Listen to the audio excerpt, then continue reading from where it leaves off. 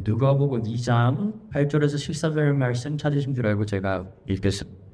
그 지역의 목자들이 밤에 밖에서 자기 양 떼를 지키더니 주의 사자가 곁에 서고 주의 영광이 그들을 두루비침에 크게 무서워하는지 천사가 이르되 무서워하지 말라. 보라, 내가 온 백성에게 이제 큰 기쁨의 좋은 소식을 너희에게 전하노라.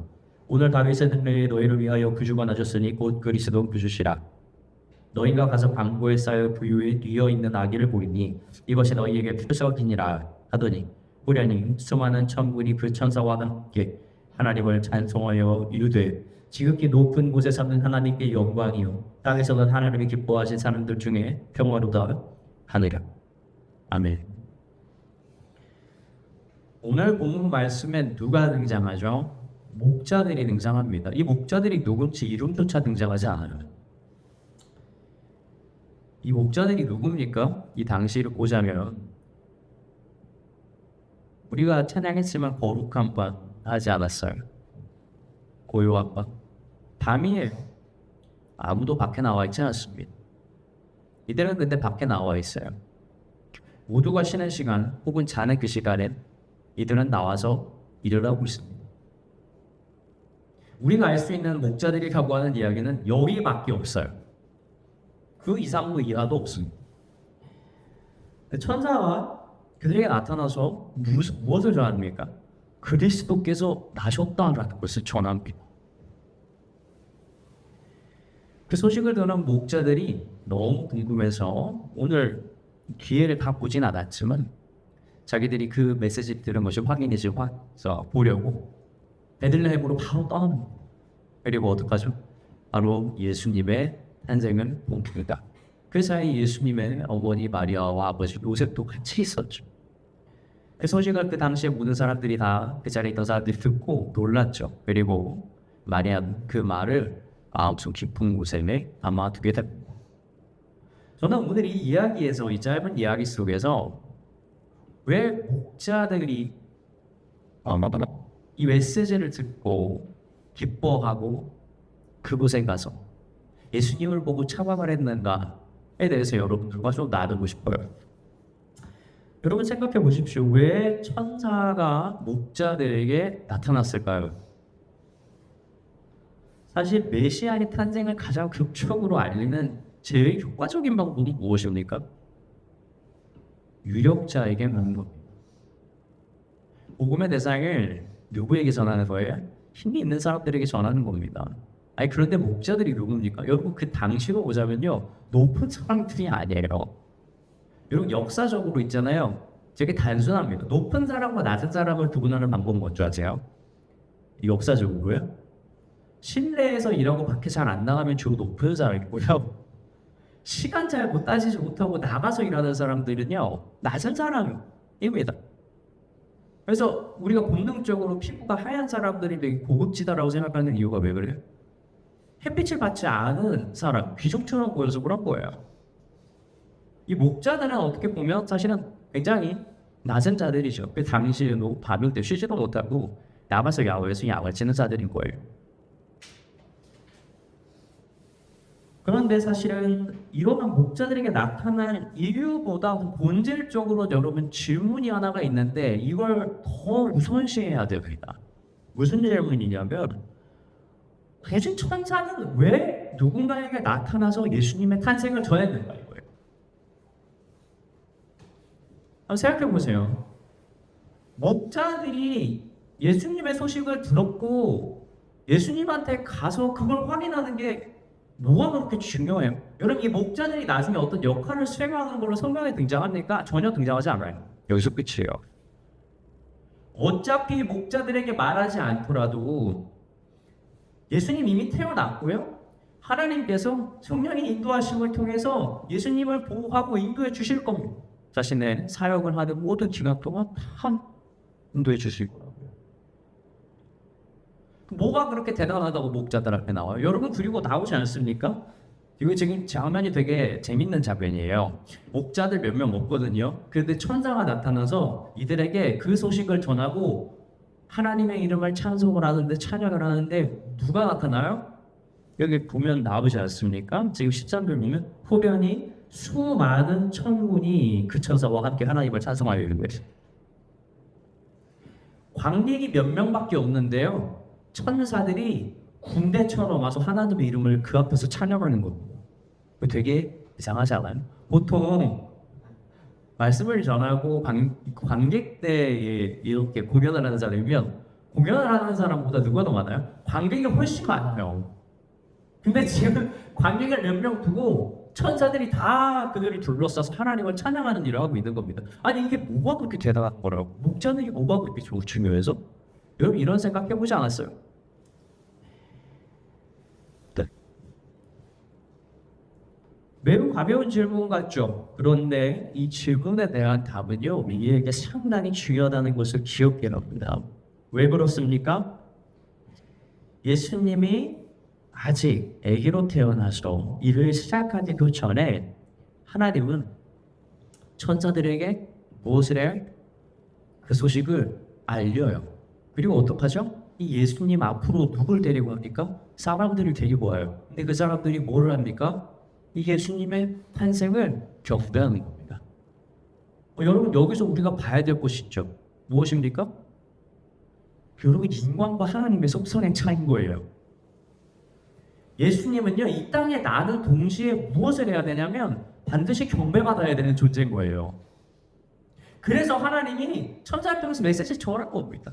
이 당시 아무도 몰라요. 이 소식을 누가 전하겠어요? 예수님 이제 태어났는데 애기인데 예수님이 가서 전하겠습니까? 그 부모님이 가서 전하겠어요? 못하잖아요. 그러니까 누가 시켜요? 하나님이 천사 시켜서 보내면 됩니다. 이처럼 하나님께서는요 자신의 일을 하려고 하거든요. 여러분 사람을 쓰지 못할 때는 천사를 써서라고 하시는 분인 거예요. 그리고 본질적으로 무엇을 합니까? 인간을 시켜서 하나님을 찬양하게 만듭니다. 이것이 태초부터 존재했던 룰이에요.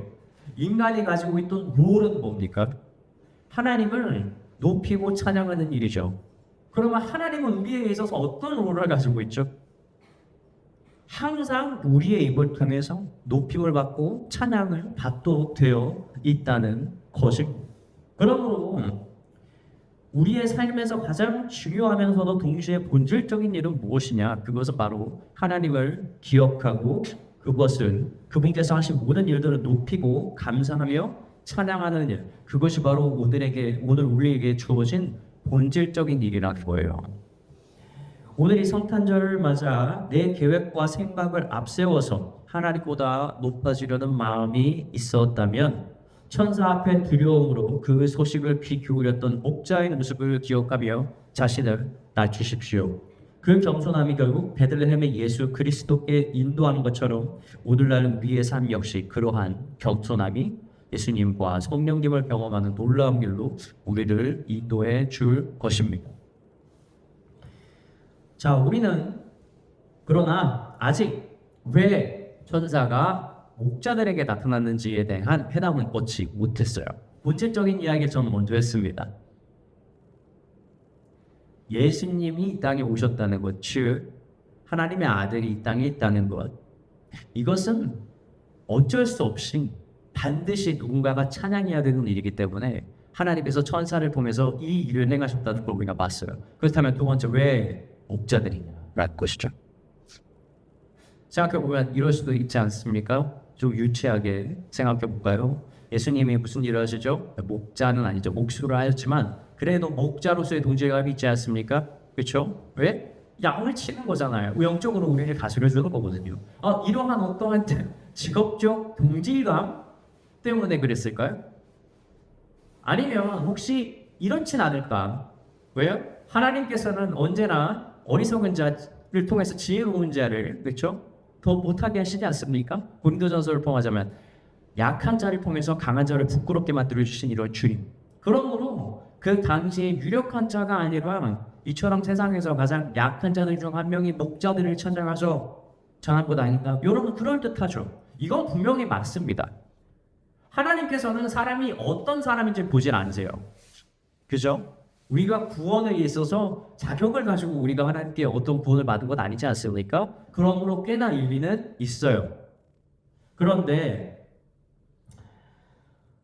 제가 오늘 본문에서 붙들고 싶은 더 직접적 포인트는 바로 이겁니다. 무엇이냐면 그날 밤에 목자들이 그냥 더 가까이 있었어요. 시키면 바로 갈 수 있었어요. 베들레헴. 이런 게 당시에 만약에 유력 채널에게 전했다고 한번 예시를 들어볼까요? 그럼 사람들이 그거 뭐라 하겠습니까? 의심을 하겠죠. 고민을 할 겁니다. 간다고 다짐을 한다 하더라도 뭘 해야 돼요? 나갈지 말지를 결정해야 될 겁니다. 그리고 그런 부분이 상당히 자기에게는 자존심을 거는 문제가 될 수 있어요. 그렇죠? 우리가 니고데모만 봐도 알 수 있지 않습니까? 그냥 그런 거예요. 다시 말하면 하나님께서 지금 예수님이 태어나서 뭘 해야 되는 겁니까? 지금 당장 누군가를 보내서 예수님의 탄생을 찬양하는 일을 시켜야 돼요. 이건 본질적인 일이거든요. 왜 하나님에게 있어서는. 그런데 그 주변에서 누가 제일 가까워요? 목자가 제일 가까이 있는 겁니다. 혹자는 이렇게 말할지 모르겠어요. 목사님 어떻게 그렇게 별건 아닌 이유를 듣냐니? 너무 김 빠진다. 뭔가 되게 대단한 이유가 있을 것 같은데. 근데 여러분 사실 우리 그렇지 않습니까? 복음의 속성이라고 하는 게 원래 그런 거 아니에요? 하나님께서 누굴 구원하십니까? 당장 자신의 자녀가 될 수도 있고 그 주변에 있는 사람들을 불러서 구원해 준다는 사실을 우리는 이미 알고 있는 것입니다. 이것이 바로 복음의 속성인 거예요. 가장 가까운 사람을 통해서 가장 먼저 올려나가는 것이죠. 이스라엘이 오해했지 않습니까? 하나님께서 우리를 택한 자신의 선민 사상을 가지고 있었어요. 자기들이 특별하다는 거, 마치 우리가 뭔가를 했기 때문에 하나님께서 우리를 선택했다고 믿죠. 여러분, 그런데 그 선택은 마치 무엇과 같냐면 이 목자들을 부른 것과 매우 비슷한 거였어요. 그냥 하나님이 당장 예수님을 보내서 구원을 할 수 있는 나라를 그냥 정한 거죠. 그리고 그 나라를 통해서 뭐를 하시는 겁니까? 계속해서 하나씩 구원을 하는 겁니까? 먼저는 유대인에게, 그리고 사마리아인에게, 그리고 땅끝까지 이르러서 복음을 전해지게 하는 하나의 수단으로 보는 거죠. 그런데 이 복음이 전해지는 수단이 어떻게 됩니까? 하나씩 그 주변에 있는 사람들을 부르는 이 과정 가운데 있다는 것이죠. 즉 하늘의 기쁜 소식은 유력한 누구, 멀리서는 누구로부터 시작되는 게 아니라 주변에 있는 어떤 사람이든지 그 소식의 대상이 된다는 것입니다. 이것이 우리에게 매우 복인 거예요. 우리가 이 땅에서 죄를 용서받고 구원을 받는다는 것이 우리가 뭔가 유력하거나 가졌거나 하나님께 내려올 것이 있어서가 아니라 무엇이라고요? 우리 주변에 누군가가 먼저 그리스도를 믿고 우리에게 그 복음을 하나님의 입술을 통해서 전해준 겁니다. 그래서 우리에게 믿음이라는 것이 생긴 것이죠. 하나님께서 천사를 통해서 가장 가까운 자들을 불러서 예수님께 인도했습니다. 마찬가지로 오늘날 우리에게도 이 기쁜 소식을 가장 가까운 자들에게 전하라 오늘 말씀하고 계십니다. 우리는 종종 복음을 전할 때 전략을 짭니다. 누구에게 전하는 것이 가장 효과적일까? 어떤 유력한 자들을 골라서 내가 전할 것인가? 라고 해서 전략을 짜죠. 그리고 언제 전할까? 하는 고민을 하지만 사실은 그러한 것들은 그다지 중요한 것은 아니죠. 예전에 전 TV에서 프로그램을 보는데 프로그램이 그 맛있는 음식을 소개하고 이 패널들이 그것을 막 먹고 음식을 평하는 막 그런 프로그램이었어요. 근데 거기서 나온 음식이 탕수육이었는데 그 탕수육을 가지고 패널들끼리 논쟁이 붙습니다. 한쪽 사람들은 부먹, 즉 소스를 그냥 처음부터 다 부어가지고 먹는 것이 가장 맛있다라고 주장을 하고요. 또 한쪽 패널들은 찍먹, 뭡니까? 이 소스를 따로 두고 탕수육을 이렇게 찍어서 먹는 게 더 좋다라고 이야기를 하는 것이죠. 이런 논쟁이 한참 불을 붙을 때 어떤 한 개그맨이 이런 이야기를 합니다. 매우 명언입니다. 부먹 찍먹 고민할 시간에 한 끼라도 더 먹어라. 정말 명언 아닙니까? 본질은 뭡니까? 음식은 즐기는 데 있는 겁니다. 물론 방식이 아닌 거예요.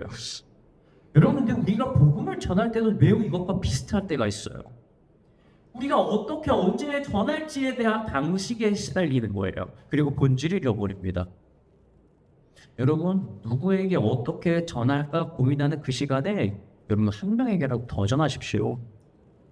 하나님이 그 일하지 않습니까? 여러분 그 일이 안 될 것 같으세요? 하나님은요 사람을 통해서가 안 되자면 천사 통해서 하시는 분이 하나님이세요. 그런데 어떻게 우리가 방식에 배워가지고 하겠습니까? 여러분 지금 이 목자들을 통해서 전해지는 이 소식을 보세요. 하나님 일하는 방식 그대로 보여주지 않습니까? 우리가 구원을 받은 것이 어떻게 구원을 받았는지 잘 알고 있지 않습니까? 가져서 능력이 있어서가 아니라 그저 우리가 그들 주변에 있었기 때문에 하나님께서 그들을 보내서 우리에게 전해줄 것 아니겠습니까? 여러분 이 겸손한 우리가 가지고 있다면 복음을 전하지 못할 이유, 복음을 전하지 않을 피해가 과연 우리에게 있겠습니까? 사랑하는 성도 여러분, 말씀을 마치고자 이 성탄의 밤에 하나님이 목자들을 부르신 것처럼 하나님은 오늘 우리를 예배자로 부르실 뿐만 아니라 그 기쁜 소식을 전하며 말씀하고 계십니다. 고요한 밤, 어둠에 묻힌 밤, 그날 밤 모든 사람들은 예수님의 탄생을 알지 못했지만 그 어두운 밤하늘은 열렸고 베들레헴의 땅은 흔들렸으며 메시아의 탄생을 목격한 자들의 감격과 찬양으로 가득했던 바로 소동이 일어났던 밤이자 빛으로 가득한 밤이었다는 사실을 기억하십시오. 이처럼 기쁜 소식이 이어지는 성탄절을 맞이하며 세상 사람들에게는 어둠에 묻힌 밤처럼 보일지 몰라도 우리에게는 성령의 감동과 말씀의 역사가 불길처럼 일어나는 빛으로 가득한 밤이 되길 주님의 이름으로 축원합니다. 기도하겠습니다.